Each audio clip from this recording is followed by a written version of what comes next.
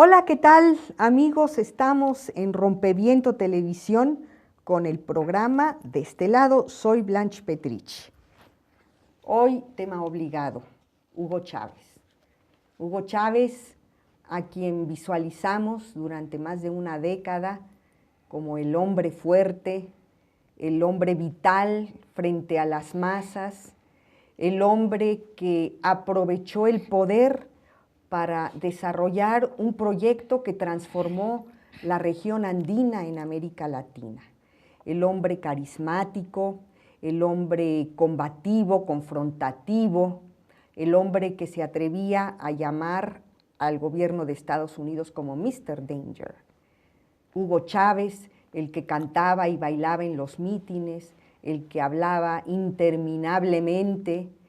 Hugo Chávez, el del programa semanal de horas y horas, Aló Presidente, que por sí mismo constituía todo un proyecto de comunicación social público. Hugo Chávez, el controvertido, los dos Hugos Chávez, héroe o villano.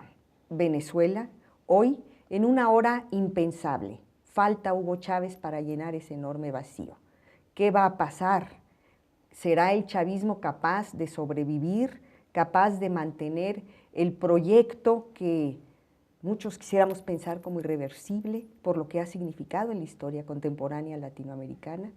En fin, muchas cosas que platicar, que debatir, que profundizar, un poco intentándonos alejar ya del sentimiento y del duelo para entrar a la parte analítica. Para eso contamos hoy con un invitado que nos va a dar, estoy segura, muchísimas luces. Héctor Díaz Polanco, sociólogo, antropólogo, investigador del CIESAS, pero también internacionalista. También un hombre que se ha involucrado con los proyectos de transformación de América Latina, con las autonomías, la construcción de las autonomías en Nicaragua en los 90s, con la negociación por un México indígena distinto en las negociaciones del EZLN y el gobierno en San Andrés Larráinzar en los 90s también. Un hombre que ha estado cercano a la construcción de la Constitución Bolivariana de Venezuela, un hombre cercano al continente. Vamos a volver en un momento con Héctor Díaz Polanco. Quédese. Estamos de este lado.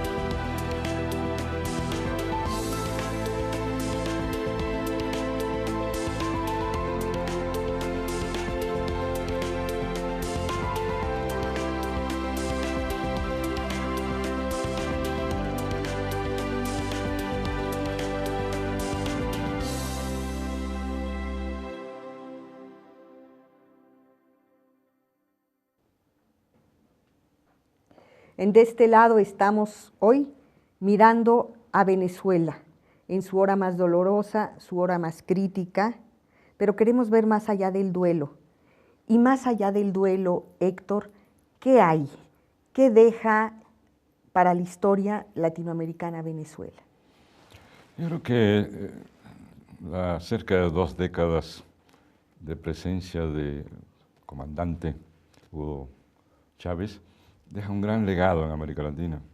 Hasta Chávez habíamos tenido el proceso conocido, partidos tradicionales, en un sistema de pluralidad de partidos, pero bipartidismo básico, gran crisis de este sistema de partido y una cauda de gobiernos, uno tras otro, preocupados más por su relación con el imperio, con los poderes regionales y mundiales, que por sus propios pueblos.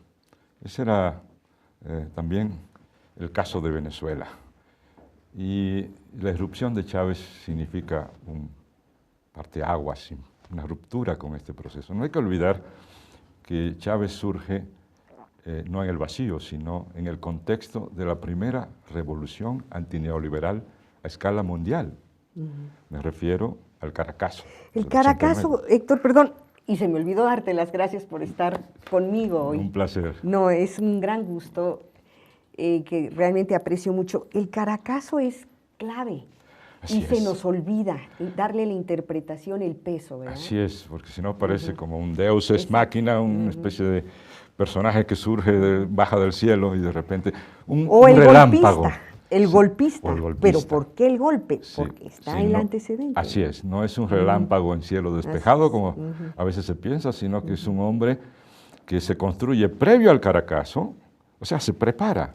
Él lo ha dicho, lo dijo muchas veces.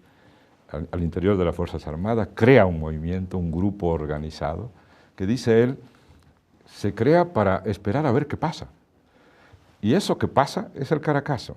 De tal manera que, preparado para esto, entonces lo del 89 explica lo del 92, que es la irrupción intentando derrocar a un gobierno que se había constituido en Venezuela y a escala del subcontinente, en un paradigma de la aplicación de políticas neoliberales. El neoliberalismo entonces era, digo yo, un joven impetuoso que empezaba a expandirse en América Latina y se encontró de inmediato con este personaje que, ya sabemos, después de un golpe fallido, va a la cárcel, luego es amnistiado, participa en la elección y para sorpresa de todo el continente, gana la elección con una diferencia extraordinaria respecto al candidato, digamos, de los partidos tradicionales. Y ahí inicia el proceso, de tal manera que a partir de ese momento inician estos complejos encuentros, conflictos, etcétera, con los poderes nacionales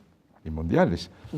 Y eso es lo que hace de Chávez un personaje que despierta tantas posiciones enconadas y además adoraciones por otro lado, que es el otro aspecto, digamos, interesante del personaje, cómo conecta con los sectores populares.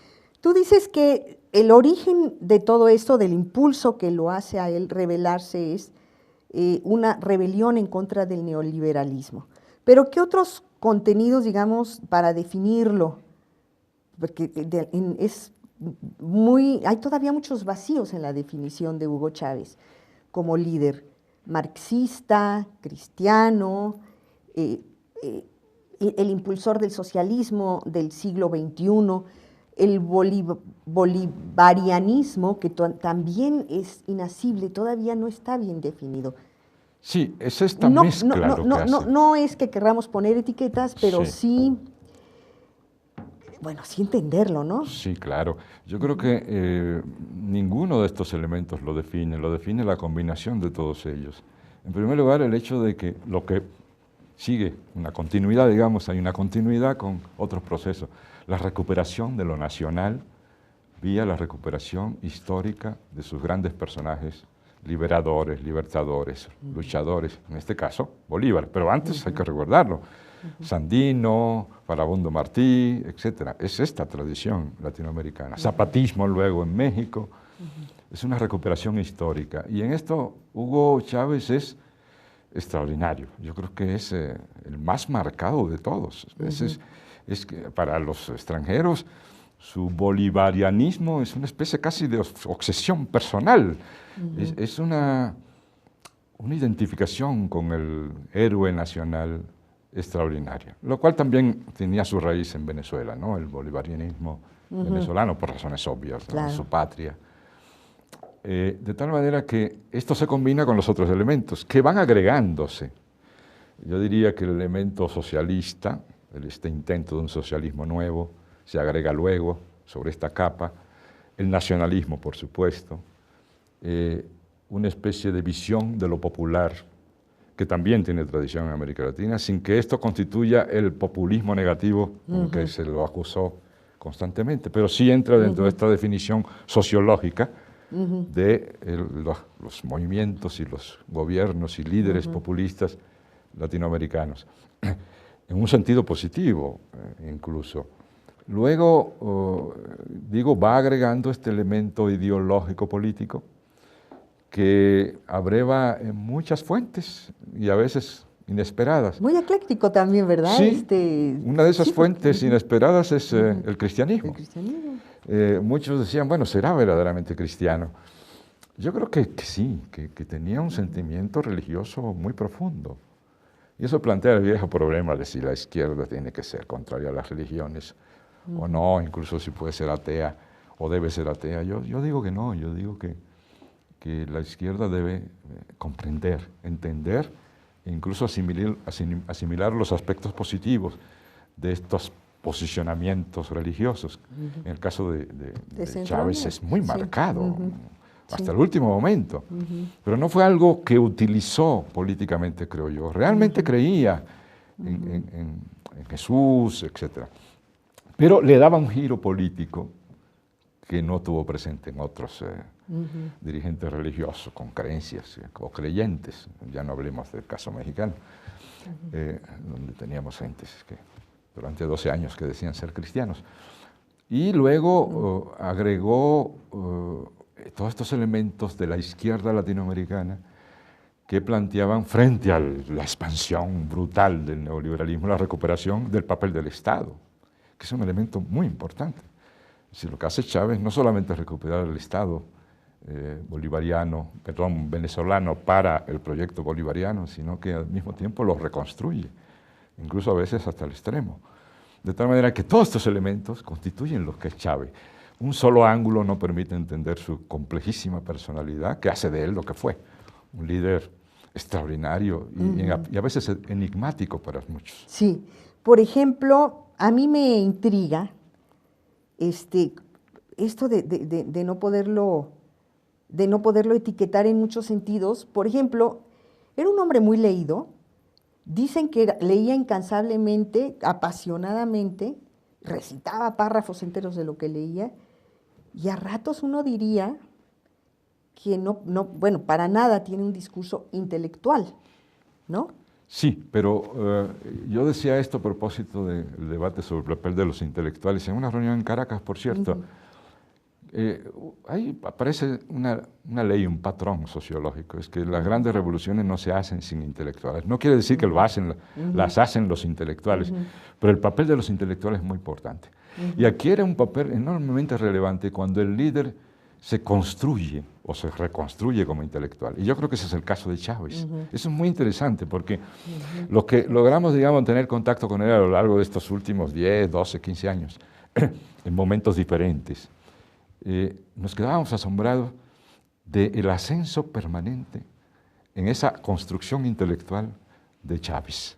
Es decir, no solo era que de un año a otro citaba cada vez más pensadores universales e incluso hasta locales, regionales, etc., sino que además mostraba constantemente un ascenso en la elaboración de sus análisis.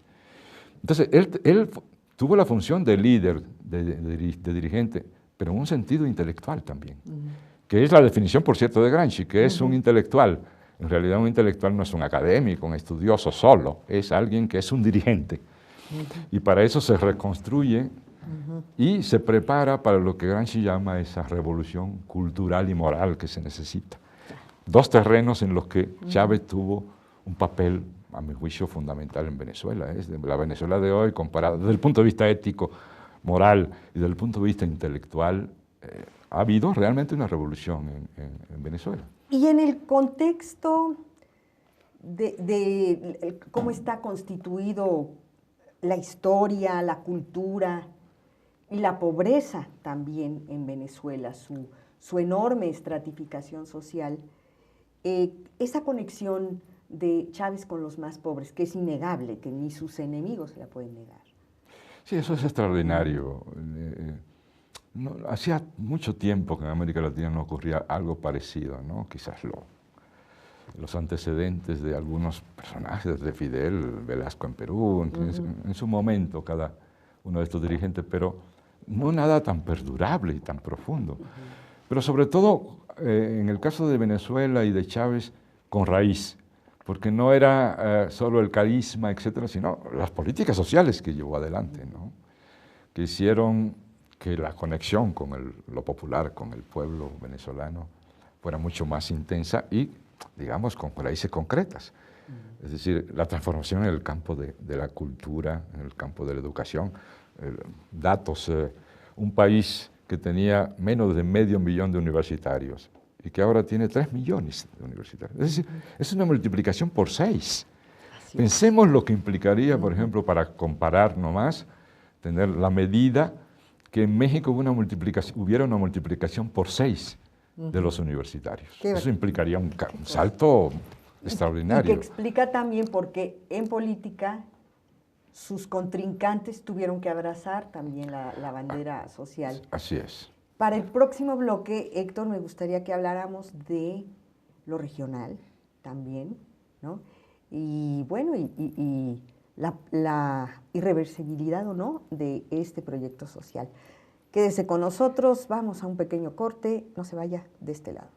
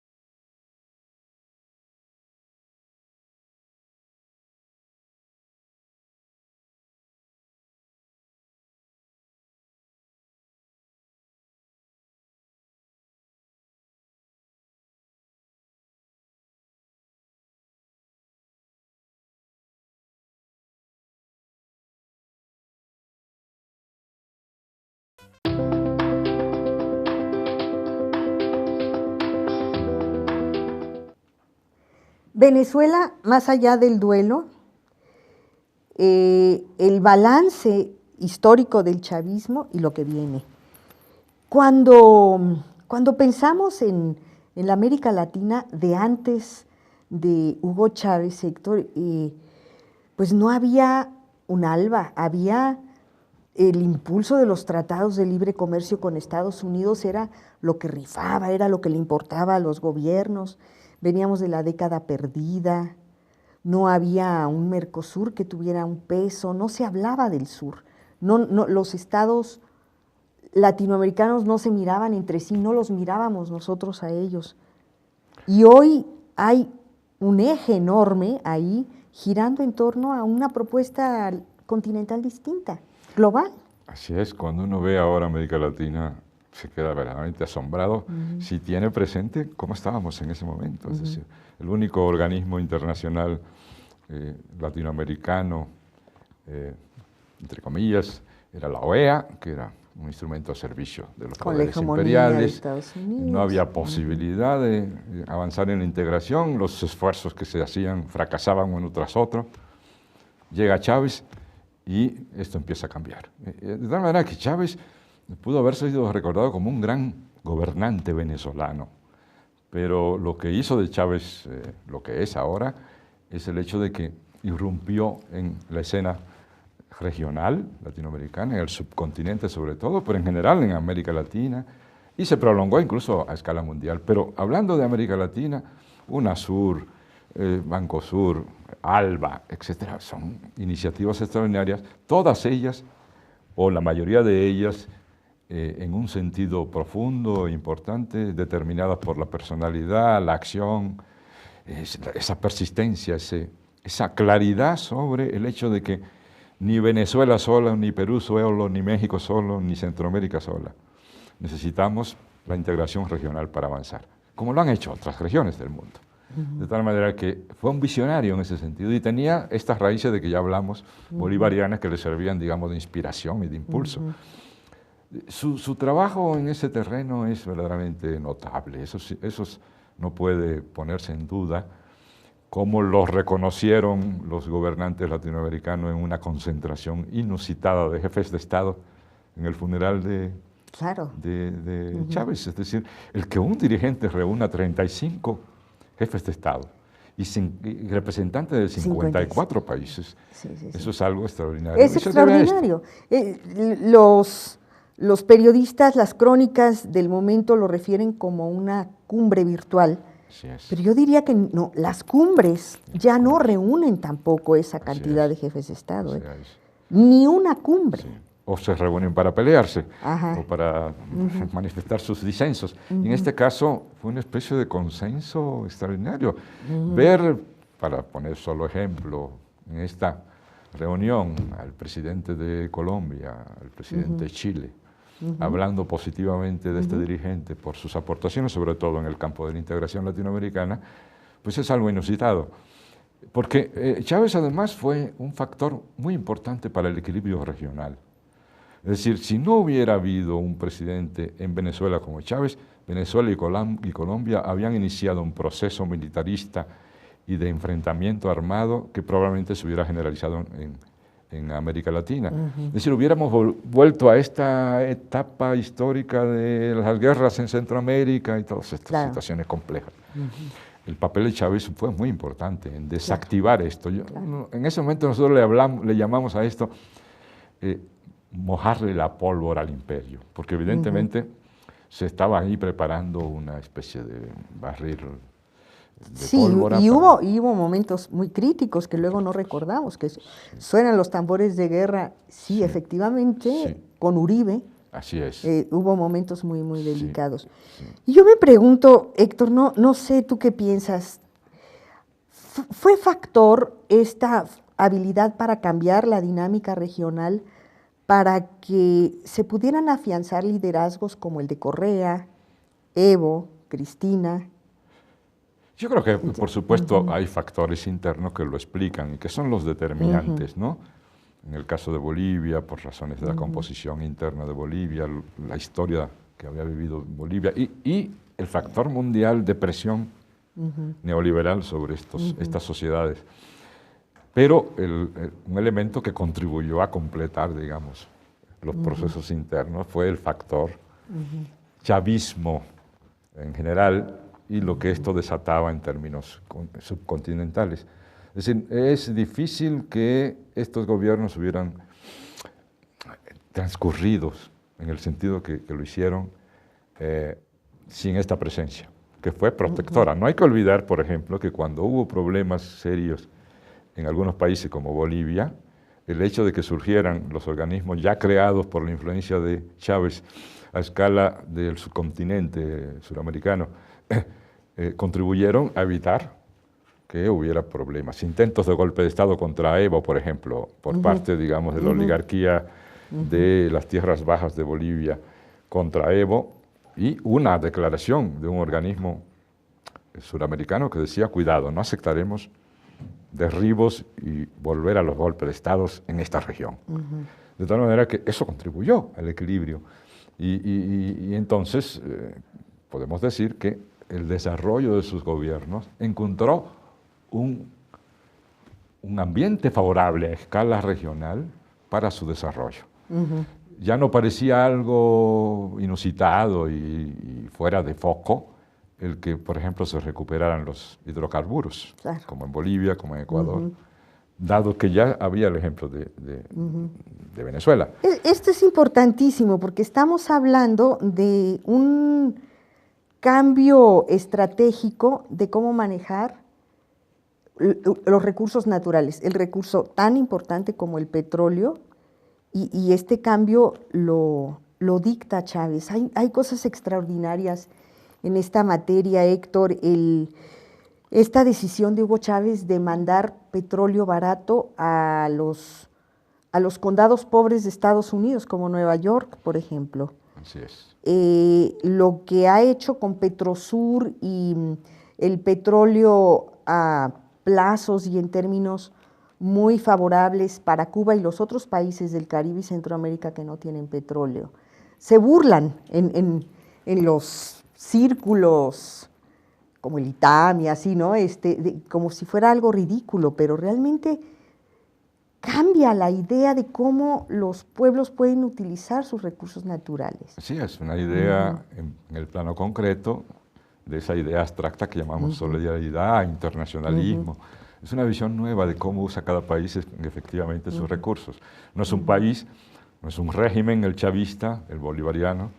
Voy a usar los recursos solo para los intereses de los venezolanos, de manera egoísta, e incluso afectando a los otros países, sino lo voy a usar para promover la integración latinoamericana, el progreso en diversos ámbitos de las sociedades, las naciones latinoamericanas, para impulsar una visión nueva de las relaciones internacionales, etcétera, etcétera. Y al mismo tiempo... Eso es un escándalo. Eso es escandaloso, absolutamente. ¿No? Y desafiante. Sí, claro, es un desafío. Sí, porque básico. implica una concepción ético-nacional diferente.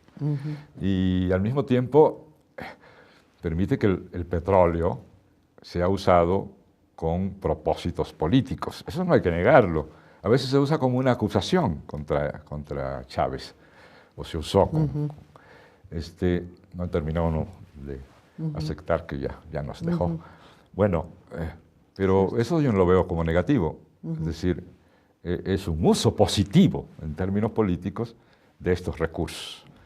Y con una visión, digamos, de apoyar a la región en ese proceso difícil, fatigoso y lleno de peligros de integración. Mientras no lleguemos a un punto crítico, el papel de países como Venezuela es un papel vital, ¿no? Ahora, frente a la ausencia física de Chávez, Chávez murió, cuesta trabajo decirlo, a mí se me estaba ocurriendo ahorita que te escuchaba hablar, esas cosas de Chávez vive lo que es perdurable de su obra, entre otras y de manera muy destacada fue este cambio de mentalidad sobre cómo debe usarse la riqueza del subsuelo, por ejemplo, de la naturaleza, los patrimonios naturales de los países, de los estados, de los pueblos, con una finalidad distinta. Así es. El caso de Venezuela era paradigmático también en América Latina. Es parte de la explicación de todo lo que ha ocurrido.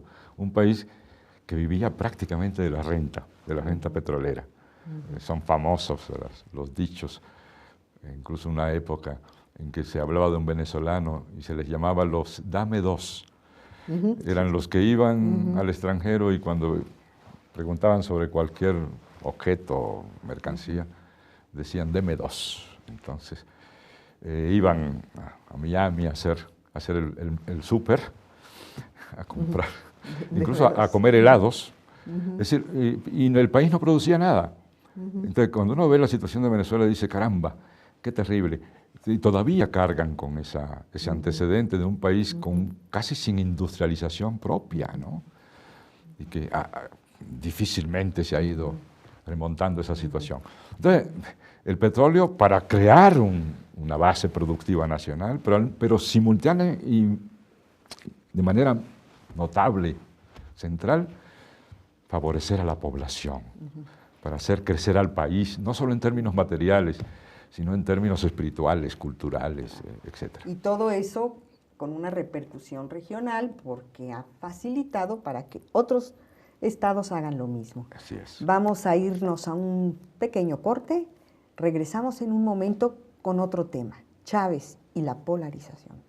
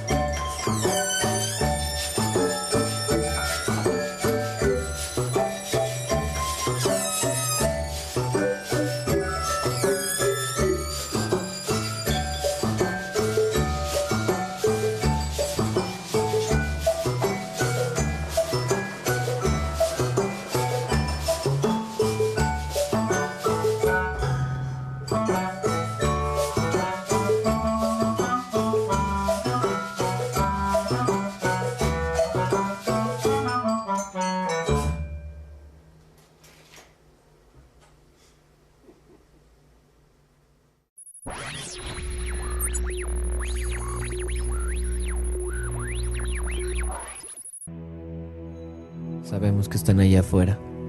Podemos sentirlos. Sabemos que allá arriba tienen miedo a que la gente se informe. Temen al cambio. No conocemos el futuro. No hemos venido a decirles cómo acabará esto. Hemos venido a decirles cómo va a comenzar. Cuando termine esta señal, podremos ver lo que allá arriba han callado. Les mostraremos un medio sin nexos con los poderes fácticos. Un medio de comunicación crítico e independiente. ¿A dónde vamos? Es una elección que podemos construir juntos.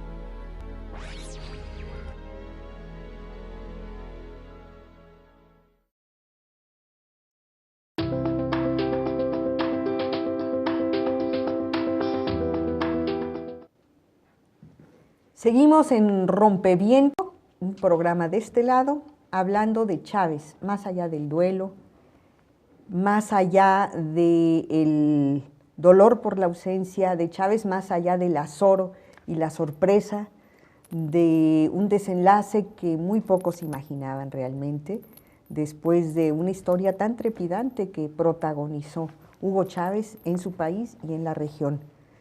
Pero también una historia de controversia y dura, Héctor. Cuando se habla de Chávez, se habla de la polarización.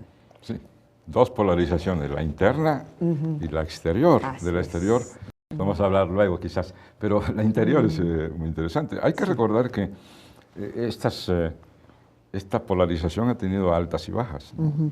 Por ejemplo, hubo un momento en que la oposición decidió no ir a la elección intermedia para elegir la Asamblea Nacional, el Congreso Nacional Venezolano. Se quedó fuera pensando, en esto consistía la polarización, que podía encontrar una salida extrainstitucional, es decir, mediante el golpe de Estado, el derribo del régimen. Y luego se dieron cuenta que había sido un grave error, porque le dieron la oportunidad Perdieron entonces, mucho terreno. Así es, al chavismo de hacer transformaciones muy importantes desde el Congreso sin ningún tipo de obstáculo o de críticas durante un periodo largo.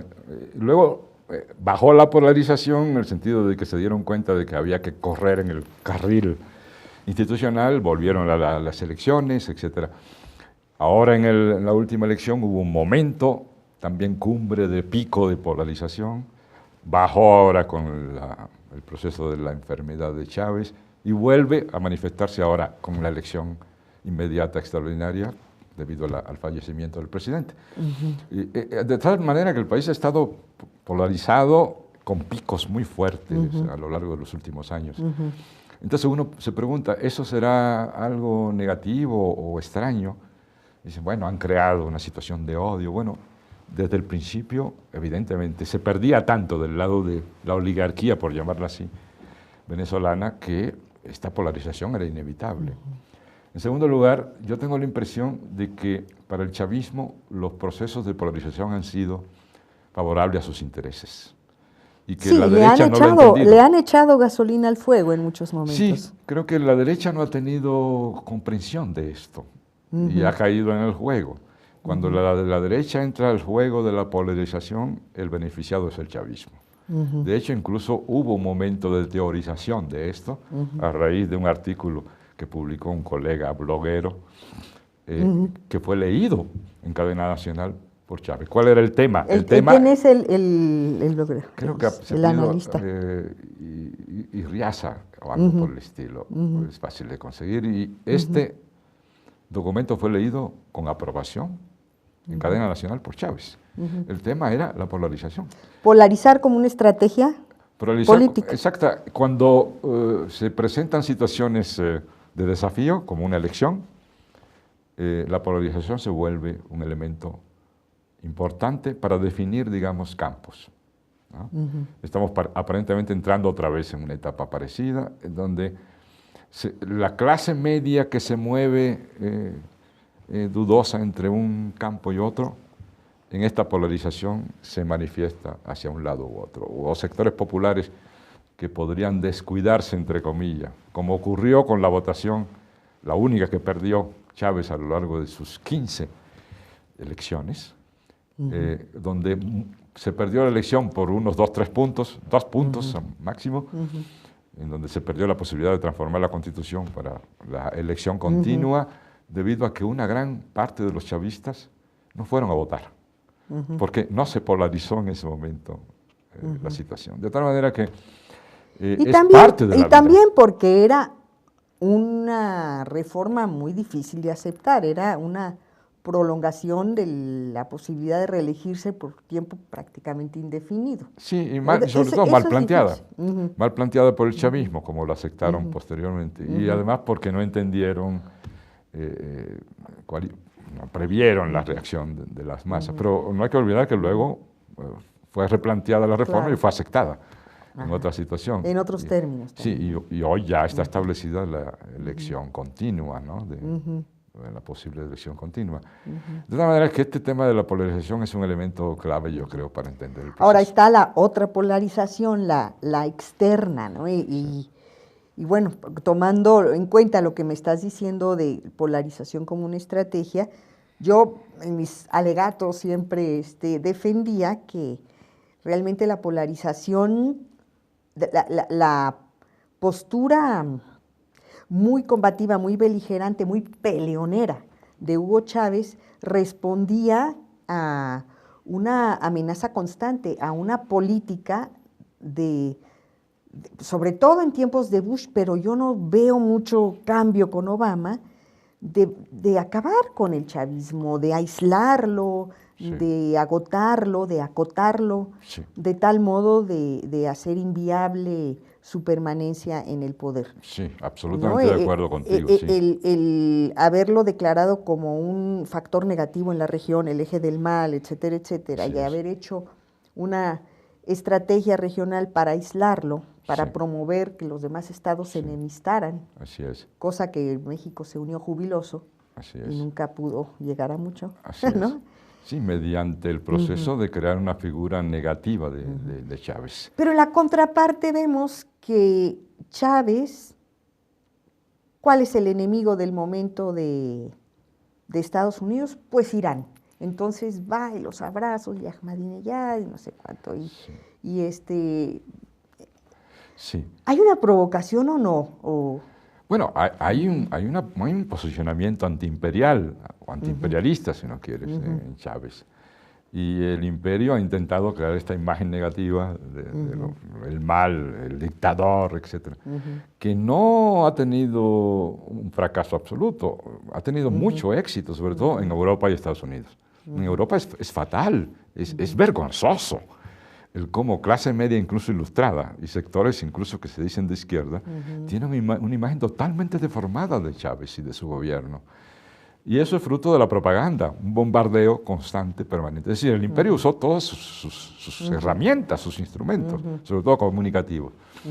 Y entonces Chávez responde con una contraofensiva comunicativa, utilizando su propio discurso y todos los medios de que disponía, tratando de rodearse, y este es un factor poco conocido o poco analizado, rodearse de una especie de pequeño ejército o gran ejército de intelectuales latinoamericanos, europeos, que lo abrazan, digamos, desde Ramonet pasando por Atilio Borón, en América Latina, que constantemente, del cual corriente de la que yo he formado parte, es un gran honor con personas tan importantes, tan interesantes, que constantemente viajamos a Venezuela, que cuando hay reuniones de lo que yo llamo la pequeña internacional liberal para intentar atacar al gobierno, a donde fueron, por supuesto, Vargas Llosa, Krause de México, Castañeda y todos estos intelectuales que han sido usados por el imperio, él puede convocar paralelamente a otros intelectuales amigos. Y que son las únicas voces que hemos escuchado estos días en la televisión mexicana,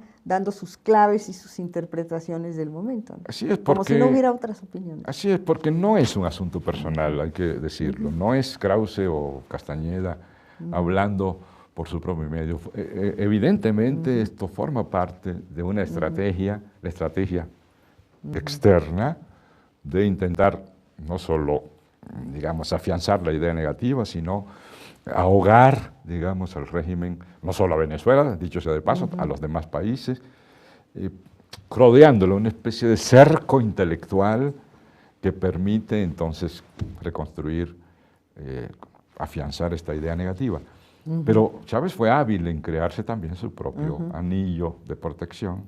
De tal manera que era un hombre que sabía jugar muy bien sus cartas también, ¿no? Y por eso logró, digamos, atravesar con éxito, si descartamos la hipótesis de que fue no una enfermedad, sino que fue un asesinato, ¿no? Que es una hipótesis que se ha estado manejando y en estos días se recrudece, hasta Guardian ha hablado del tema, de tal manera que esto se verá en el futuro, pero bueno.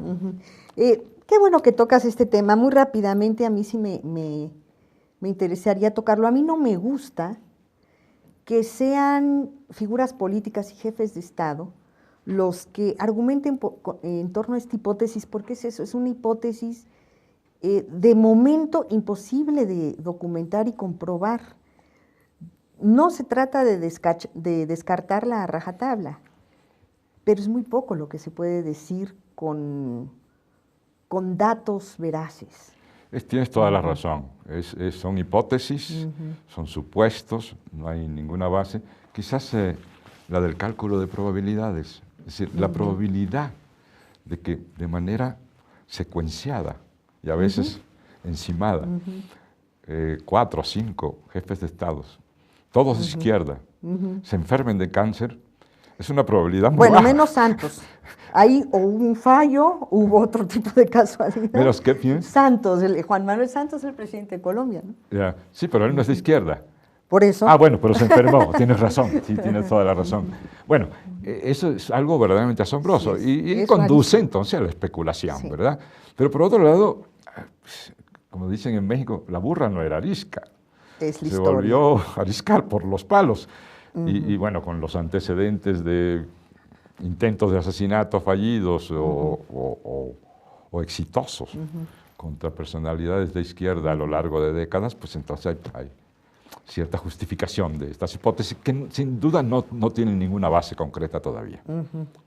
Pero es cierto, es la historia, ¿no? Así es. No se puede ignorar que hay detrás de esto toda una estela de hechos conspirativos en contra de líderes. Sí, más de 600 intentos de asesinato del presidente Fidel Castro. Así es. Es algo extraordinario. Así es. Vamos a continuar con esta discusión. Chávez después del duelo en Venezuela, de este lado en Rompeviento Televisión. Después de un momento, no se vaya.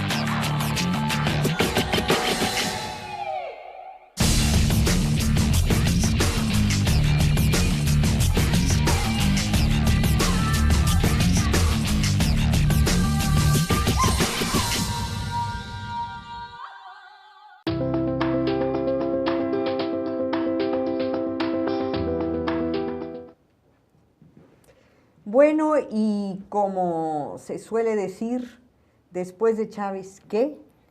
Hemos visto que antes de que concluya la semana, digamos, la semana del duelo transcurrió en medio de una cierta tersura, la oposición antichavista fue discreta hasta cierto punto, y de pronto nos estamos amaneciendo estos 2 días en medio de una crispación tremenda. Los epítetos que han cruzado desde el frente opositor con Capriles, Enrique Capriles, y desde el frente chavista a través de Nicolás Maduro y Diosdado Cabello, son tremendos. Lo cual nos lleva también a pensar con mucha seriedad y de mi parte con mucha preocupación, Héctor, el problema de la institucionalidad, del apego a la letra de la Constitución que tanto les gusta llevar en la mano a los chavistas, no está siendo manipulada en estos momentos. ¿No sientes que quieren jugar con cartas marcadas? Bueno, por lo menos tenemos el fenómeno de las interpretaciones constitucionales que se pueden prestar, en efecto, a acusaciones de manipulación. El hecho es que ahí había un problema que, bueno, tiene cierta importancia, pero lo que era claro es que a partir de la muerte de Chávez había que llamar a elecciones, y en eso están. Y vuelve la polarización, buscando a cada uno beneficiarse de esta.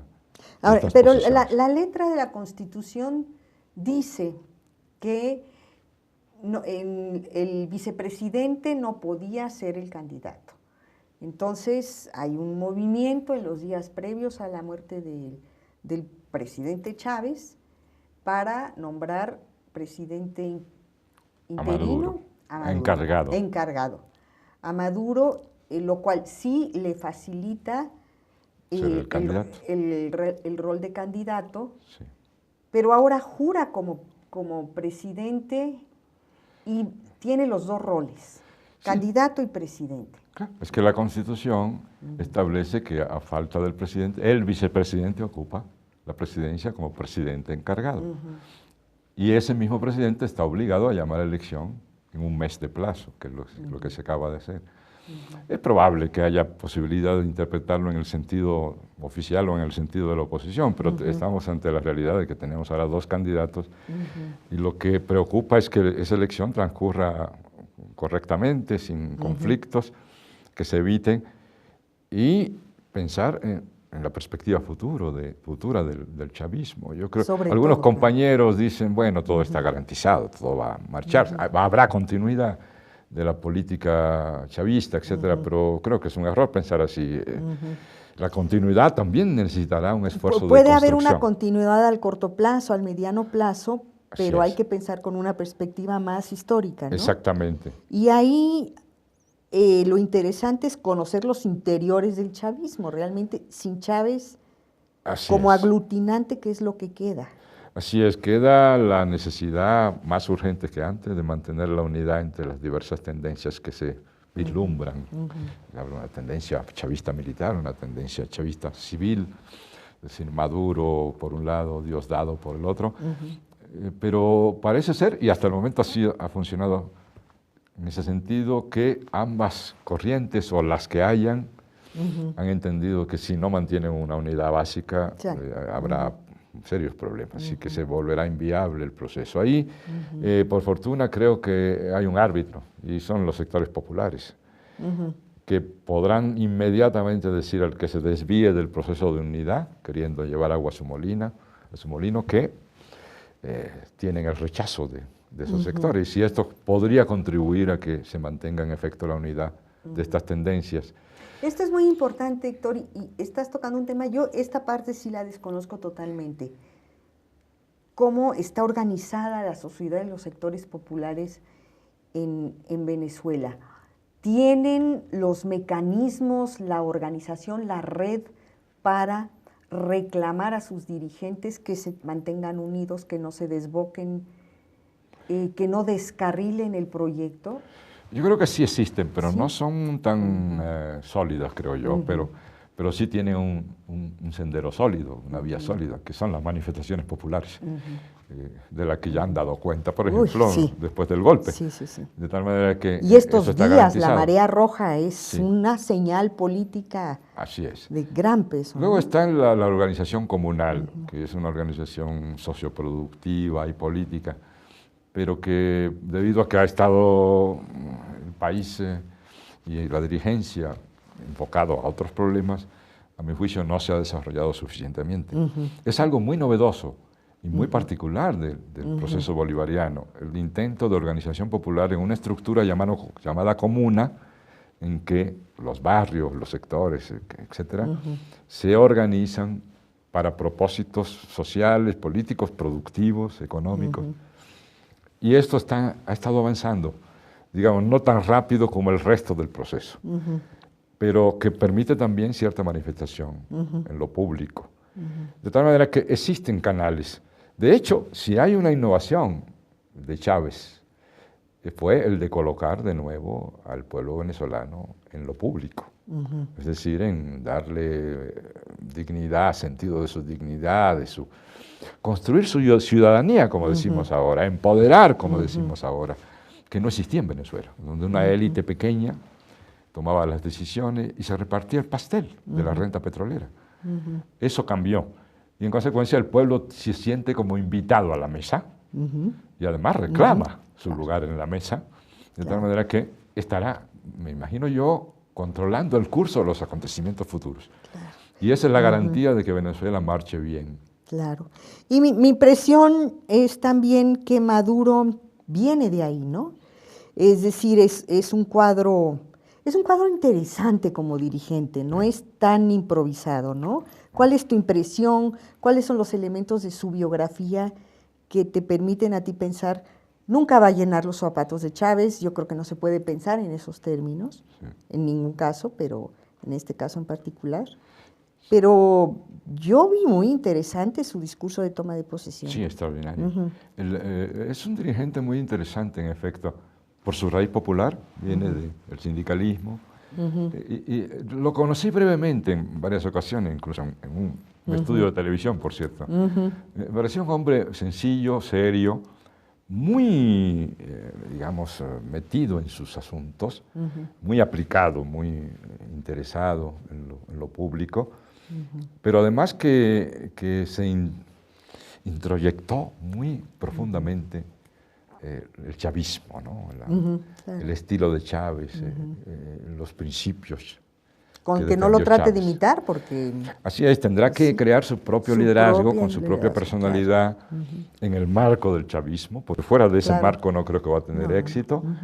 Y es una persona con experiencia de administración, de gobierno, etc. No es un improvisado, es un hombre que ha estado en cargos fundamentales en la Asamblea Nacional, es decir, el Parlamento, el Congreso venezolano, que ha estado ligado a la actividad administrativa del Poder Ejecutivo durante muchos años, de tal manera que tiene experiencia también de administración y tiene la posibilidad de marchar ya sobre una base creada por el Chávez durante muchos años, controlar los elementos de peligro que están en la economía, en el manejo de la inflación, en el desarrollo de una considerando estructura productiva. La reciente devaluación, que se habla poco, pero es riesgo. Así es. ¿No? Pero es una devaluación que ha sido utilizada para plantear una especie de preámbulo de la catástrofe, pero se olvida que comparada con la deuda y la devaluación, comparada con otros países que se consideran muy viables, incluso europeos, está mejor situado Venezuela, ¿no? Es decir, hay peligros, pero no la catástrofe que se avecina, según me parece a mí. De tal manera que... Pero requiere una administración muy inteligente. Y eficaz, y tomando en cuenta, digamos, las condiciones particulares del país y el contexto regional y mundial de la economía, ¿no? Por ejemplo, ¿qué hacer con la producción petrolera? Ni muy, ni muy poco. Claro. Es decir, un aumento aborazado de la producción podría provocar una caída de los precios, sería en la economía, etc. Entonces, hay que mantener una relaciones internacionales bastante equilibradas, como hizo Chávez. Vendo petróleo a Estados Unidos, pero al mismo tiempo amplío mis relaciones con Rusia, con China. Lo primero, el primer acto como presidente prácticamente de Maduro fue reunirse con la delegación china de alto nivel y establecer, reafirmar la estrategia. Y la diversificación que China. es estratégica. Así es. Una última pregunta, Héctor.